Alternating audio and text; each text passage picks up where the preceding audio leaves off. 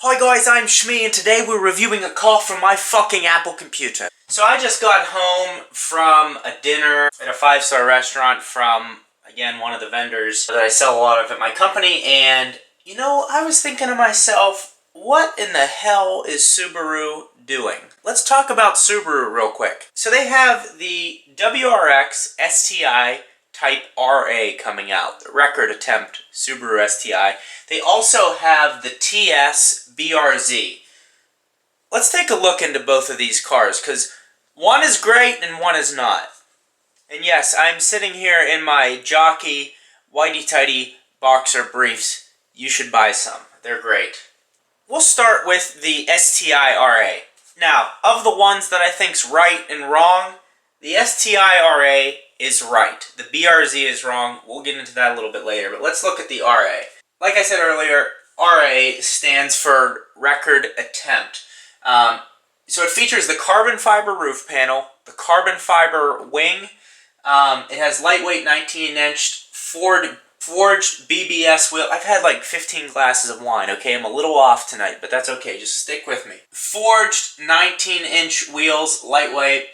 They are BBS. There is no spare in the trunk in the name of weight reduction. Obviously, it is the same engine, but this time making 310 horsepower, so it's up 5 from a basic STi, and that's from a cold air intake and freer breathing pipes. Now, to me...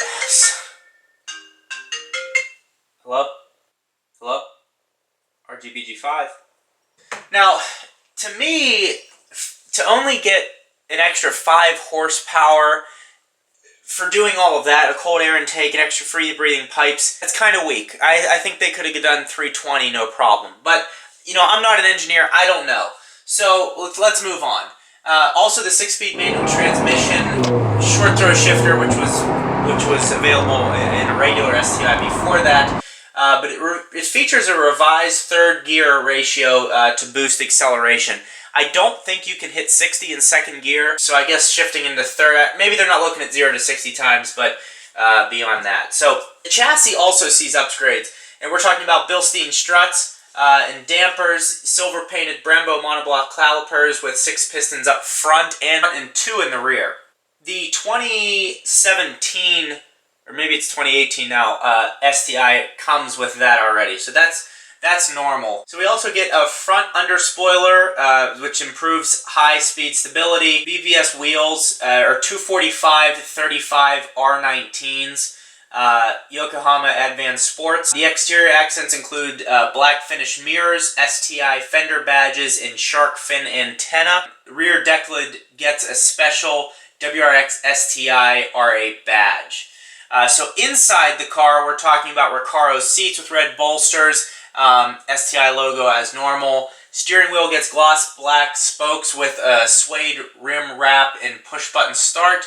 Again, something that's offered in the other. I don't think you get the suede steering wheel wrap, but you do have push button start.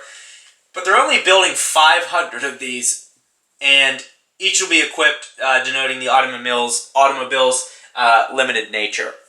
All good upgrades there, I feel like. I feel like those are some serious upgrades that are going to make a great improvement on the driving ability of the WRX STi. Do I agree the engine is old and outdated and should be replaced? Yes, I do, but it's still a great engine. So don't forget that everyone gets so upset, oh, it's the same horsepower. Tons of people are buying it, and it's been proven year over year over year.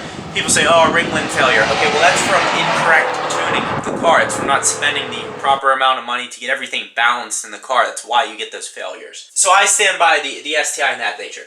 Let's move on to the BRZ. Now, my background on the BRZ. I love this car. I've driven the BRZ, I've driven the FRS, I've driven the GT86 and manual automatic. It's a great car. It's incredibly well balanced. If you're worried about straight line speed, don't get the BRZ. Don't complain about it. That's not what that car is about. It's so well balanced, you have to drive it to understand. You have to take it around some corners at speed. You'll understand. You'll fall in love with it very quickly. My problem is they make this car with these great aerodynamics, this body kit package, the upgraded wheels, upgraded tires, but they're not upgrading the engine in any way. The car is already possibly the most well-connected driver's car to the pavement on the street. It's argued that not even the Porsche Cayman GT4, or maybe the Porsche Cayman GT4 is the only car that can even compete with it. Stop getting distracted about me not having any clothes on. Listen to what I'm saying. No, did the visual upgrades look cool? Absolutely. Yeah, it looks great. It could have done so much more. I mean, give it 225 horsepower. Get rid of the torque dip. Why are you not getting rid of the torque dip? I don't understand. That's such a huge issue. When I was looking at my Focus ST and possibly getting a BRZ Hyper Blue, you know, I looked at them both and I was like, there's so much more fast power out of this car. It still handles well. And for where I live in Arizona, I mean, I need the raw power. So that's why I didn't go with a BRZ. If I lived in a rural area where it's more back roads and curves, yes, I would have gotten the BRZ, but 225 horsepower, that's not that much to ask. That's a quick tune and then run a ton of tests on it to see what the wear and tear is over time, see where you need to improve in other areas to make that work. That's my issue with the BRZ TS. It has all of these upgrades on things on the car that are already excellent. It has all the aero and handling features it needs to be a great car. So let's talk about what it's getting. It gets a large rear wing. So, and TS stands for Tuned by STi. So it's pure aero and chassis exercising. So you get the Sachs dampers, you get flexible V-braces in the engine compartment and new draw stiffeners connected to the chassis and subframe.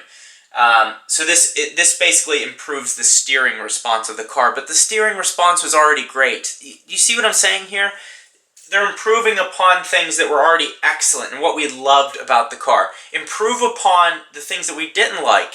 The acceleration, the torque dip. That's my problem with the car. So it's going to have 18-inch wheels. So they're going to be 215, 40. They're going to be 18 inches. Michelin Pilot Sport 4S. That's a big thing. Having those tires on that car at all four corners.